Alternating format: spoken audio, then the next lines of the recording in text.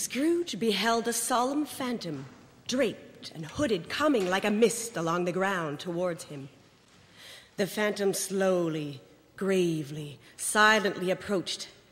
When it came near him, Scrooge bent down upon his knee, for the air in which the spirit moved, it seemed to scatter gloom and mystery.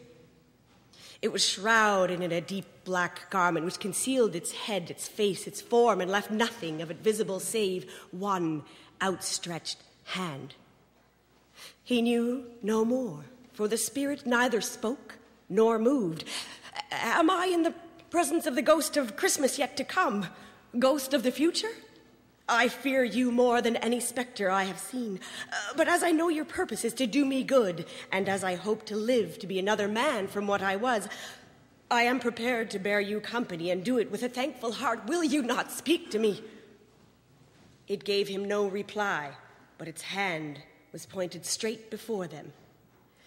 Lead on, the night is waning fast, and it is precious time to me, I know. Lead on, spirit. They scarcely seemed to enter the city, for the city rather seemed to spring up around them. But there they were, in the heart of it, on change, among merchants. The spirit stopped beside one little knot of businessmen. Observing that the hand was pointed at them, Scrooge went to listen to their talk. "No," said a great fat man with a monstrous chin. "I don't know much about it either way. I only know he's dead." "When did he die?" inquired another. "Last night, I believe." "Why? What was the matter with him? I thought he'd never die." "God knows," said the first with a yawn. "What has he done with his money?" asked the gentleman. "I haven't heard," said the man with the large chin. "Company, perhaps. Well, he hasn't left it to me, that's all I know." Scrooge was at first inclined to be surprised that the spirit should attach importance on conversation apparently so trivial. But feeling assured that it must have some hidden purpose, he set himself to consider what it was likely to be. It could scarcely be supposed to have any bearing on the death of Jacob, his old partner, for that was in the past, and this ghost's provenance was the future. He looked about in that very place for his own image, but another man stood in the corner where he normally stood, and though the clock pointed to his usual time of day for being there, he saw no likeness of himself amongst the multitudes that poured around. It gave him little surprise, however, because he had been revolving in his mind a change of life, and he thought and hoped that he saw his newborn resolutions carried out in this. They left this busy scene and went to an obscure part of town, to a low shop where iron and old rags and bottles and bones and greasy offal were brought by grey-haired rascals of all ages, to one who sat there smoking a pipe. Scrooge and the phantom came into the presence of this man just as a woman with a heavy bundle slunk into the shop. But she had scarcely entered when another woman, similarly laden, came in too, and she was closely followed by a man in faded black. After a short period of blank astonishment, in which the old man with the pipe had joined them, they all three burst into a laugh. "Let the charwoman alone be the first," cried she who had entered first. "Let the laundress alone be second, and let the undertaker's man alone be the third. Look here, old Joe, here's a chance. We haven't all three met here without meaning it. You couldn't have met in a better place. You were made free of it long ago, you know, and the other two ain't strangers. What have you got to sell? What have you got to sell?" "Half a minute's patience, Joe, and ye shall see. What odds, then? What odds, Mrs. Dilber?" said the woman. "Every person has a right to take care of themselves. He always did, he always did. Who's the worse for the loss of a few things like these? Not a dead man, I suppose." Mrs. Dilber, whose manner was remarkable for general agreement, said, "No, indeed, ma'am.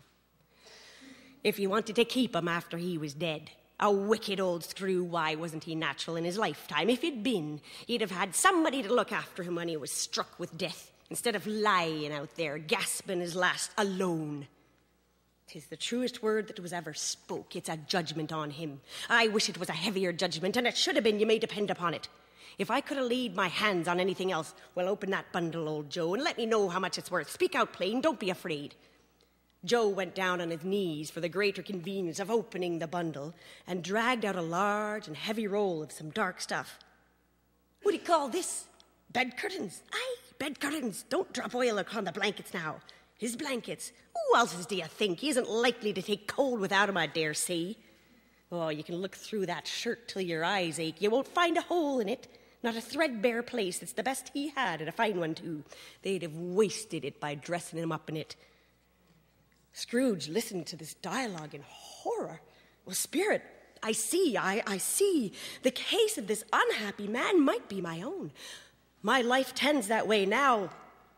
Merciful heaven, what is this? The scene had changed, and now he almost touched a bare, uncurtained bed.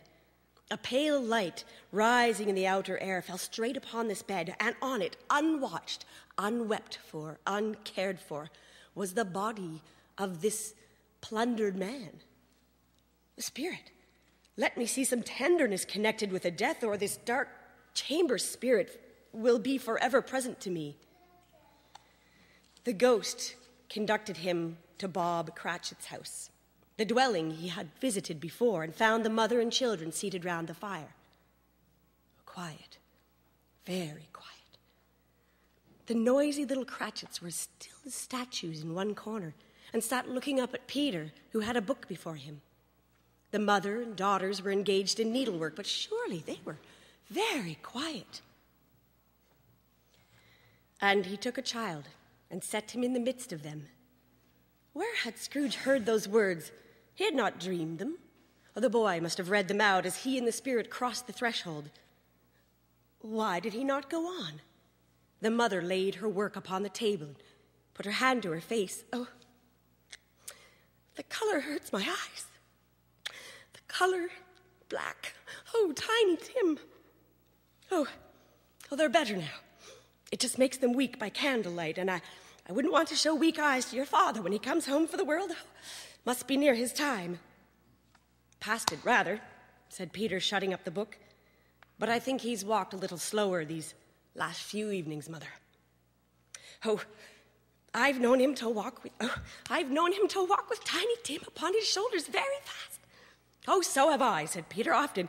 And so have I, said another. So had all. Oh, but he was very light to carry, and his father loved him. Oh, he was no trouble, no trouble. Oh, there's your father at the door. So she hurried out to meet him, and little Bob, in his comforter, well, he had need of it, poor fellow, came in. His tea was ready for him on the hob, and they all tried to see who could help him most. Then the two young Cratchits got upon his knees and laid each child a little cheek against his face, and they said, "Oh, don't mind it, Father, don't be grieved." Bob was very cheerful with them, and he spoke pleasantly to all the family. He looked upon the table and praised the industry and speed of Mrs. Cratchit and the girls. Oh, they would be done long before Sunday, he said. Oh, Sunday? Oh, you went today then, Robert?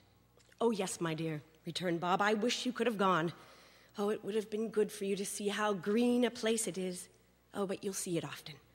I promised him I would walk there on a Sunday. Oh, my child, my child. He broke down all at once. He couldn't help it. If he could have helped it, he and his child would have been further apart than perhaps they were. Spectre, said Scrooge, something informs me that our parting moment is at hand. I know it now. Tell me who that man was covered on the bed that we saw, lying dead. The ghost of Christmas yet to come conveyed him to a dismal, wretched, ruinous churchyard, and the spirit stood among the graves and pointed down at one. Before I draw nearer to that stone to which you point, answer me one question. Are these the shadows of the things that will be? Or are they the shadows of things that may be only? Still the ghost pointed down at the grave. Men's courses will foreshadow certain ends to which, if persevered in, they must lead. But if the courses be departed from, will the ends change? Say it is thus with what you have shown me. But the spirit was immovable as ever. Scrooge crept towards it, trembling as he went, following the finger, and read upon the stone of the neglected grave, oh, his own name, Ebenezer Scrooge. Am I the man who lay upon that bed? No, spirit, no spirit, hear me. I am not the man that I was. I will not be the man I must have been, but for this, why show me this if I am past all hope? Assure me that I may yet change these shadows that you have shown me by an altered life. And for the first time, the hand faltered. Oh, I will honor Christmas in my heart and try and keep it all year. I will live in the past, the present, and the future. The spirit of all three shall strive within me. I will not shut out the lessons that they teach. Oh, tell me that I may sponge away the writing on this stone. Holding up his hands in just one last prayer to have his face reversed, he saw an alteration in the phantom's hood and dress. It shrunk, it collapsed, and fell down into a bedpost. Yes, and the bedpost was his own. The bed was his own, the room was his own. Oh, and best and happiest of all, the time before him was his own to make amends in. He was checked in his transports by the church bells ringing out the lustiest peals he had ever heard, and running to the window, he opened it and put out his head. No fog, no mist, no night. It was a clear, bright, stirring golden day.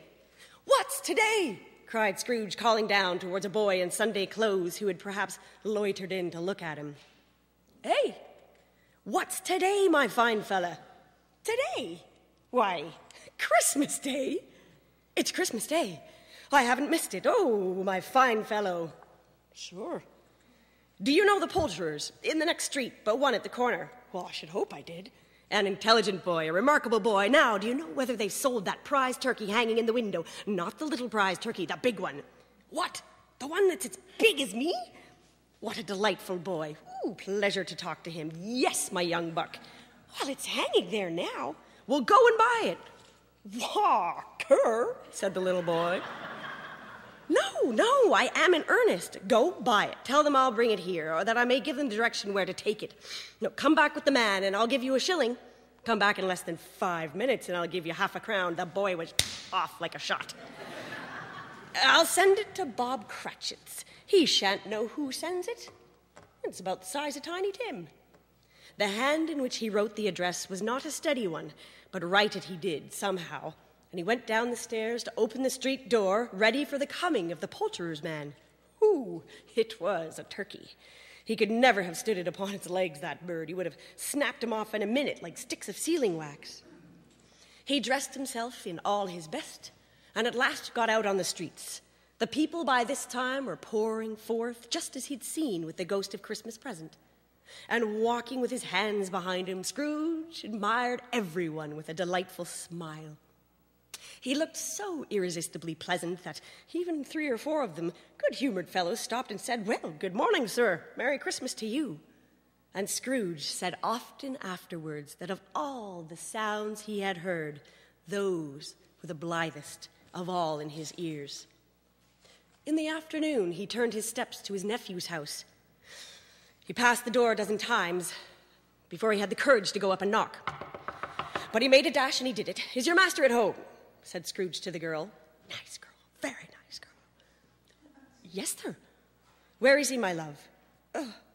"He's in the dining room with his mistress."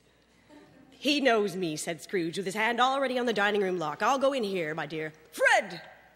"Why, bless my soul, who's that?" "It's I, your Uncle Scrooge. I've come for dinner. Will you let me in, Fred?"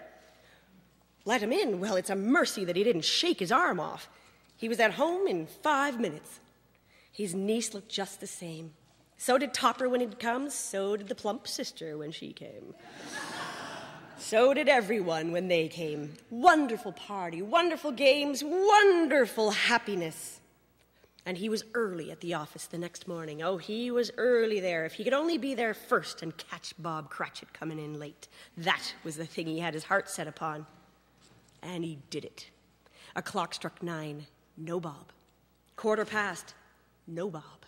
Bob was a full 18 minutes and a half behind his time. Bob's hat was off before he opened the door, and his comforter too, and he's on a stool in a jiffy, driving away with his pen as if he were trying to overtake 9 o'clock. "Hello," growled Scrooge in his accustomed voice as near as he could feign it. "What do you mean by coming here this time of day?" "Oh, I'm very sorry, sir. I know I'm late." "You are? Yes, I think you are. Step this way, if you please." "It's only once a year, sir. It won't be repeated. I was making rather merry yesterday, sir." Now, I'll tell you what, my friend. I am not going to stand this sort of thing any longer, and therefore, Scrooge continued, leaping from his stool and giving Bob such a dig in his waistcoat that he staggered back into the tank again, and therefore, I'm about to raise your salary. Bob trembled and got a little bit nearer to the ruler. "A Merry Christmas, Bob," said Scrooge with an earnestness that could not be mistaken, and he clapped him on the back. "A merrier Christmas, Bob, my good fellow, that I have given you for many a year. I'll raise your salary, endeavor to assist your struggling family, and we'll discuss your affairs this very afternoon over a Christmas bowl of smoking bishop, Bob. Make up the fires, and buy a second coal scuttle before I dot you another I, Bob Cratchit." Scrooge was better than his word. He did it all, and infinitely more. And to Tiny Tim, who did not die, he was a second father. He became as good a friend, as good a master, and as good a man as the good old city knew, or any other city or town or borough in this good old world. Well, some people laughed to see the alteration in him, but his own heart laughed, and that was quite enough for him. He had no further conversation with spirits, but lived in that respect upon the total abstinence principle. And it was always said of him, ever afterwards, that he knew how to keep Christmas well if any man alive possessed that knowledge. May that truly be said of us, and all of us. And so, as Tiny Tim observed, God bless us, everyone.